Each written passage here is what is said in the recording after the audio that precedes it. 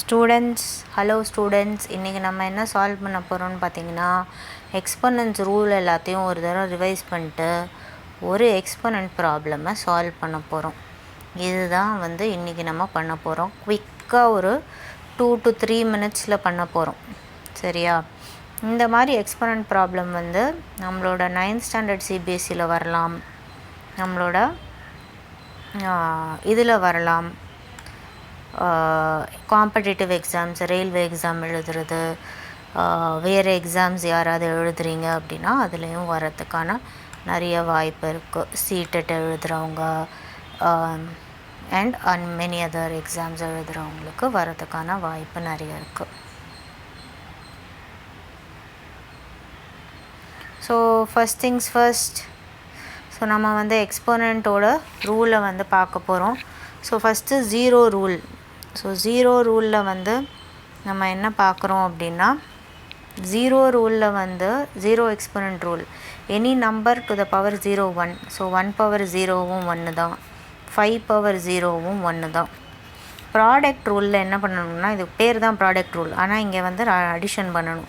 ஒரே பேஸ் ஏ இருக்குது, exponent BNC இருக்குது, ஸோ ஆட் பண்ணி எழுதணும். இவ்வளோ தான் ப்ராடக்ட் ரூல். கோஷன்ட் ரூலில் டிவிஷன் நடக்கும், ஆனால் நம்ம 2 பவரையும் சப்ராக்ட் பண்ணி எழுதணும். பவர் ரூலில் பார்த்திங்கன்னா 2 பவர் இருக்கும், ஸோ 2 பவரையும் மல்டிப்ளை பண்ணி எழுதணும்.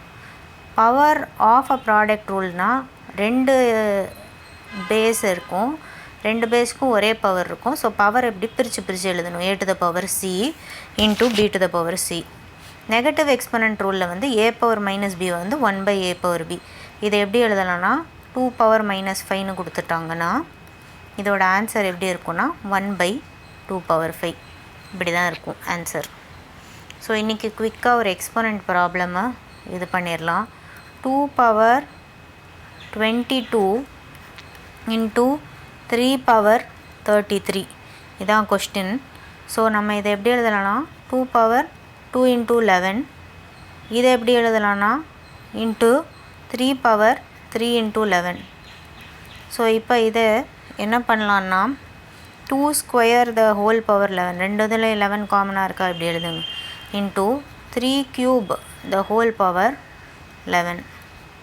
இப்போ 2 ஸ்கொயரோட ஆன்சர் என்ன, 4. 3 க்யூபு 27, இது 2ஓட ஹோல் பவர் 11, இதுதான் ஆன்சர். ஸோ இதை 2 மல்டிப்ளை பண்ணால் 108, 108 ஹோல் பவர் 11, இதுதான் ஆன்சர். முடிஞ்சது. இப்போ நீங்கள் ட்ரை பண்ண போகிறீங்க, ஓகேயா? ஸோ நீங்கள் ட்ரை பண்ணுறது என்ன சம்முன்னா,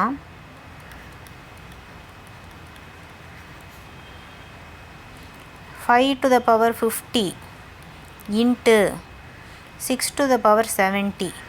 இதை ஒர்க் அவுட் பண்ணிவிட்டு, இதே மாடலை ஒர்க் அவுட் பண்ணிட்டு ஆன்சரை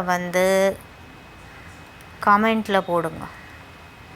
யார் கரெக்ட் ஆன்சர் ஃபஸ்ட்டு போடுறீங்களோ அவங்கள நான் பின் பண்ணுறேன். Okay, thank you students.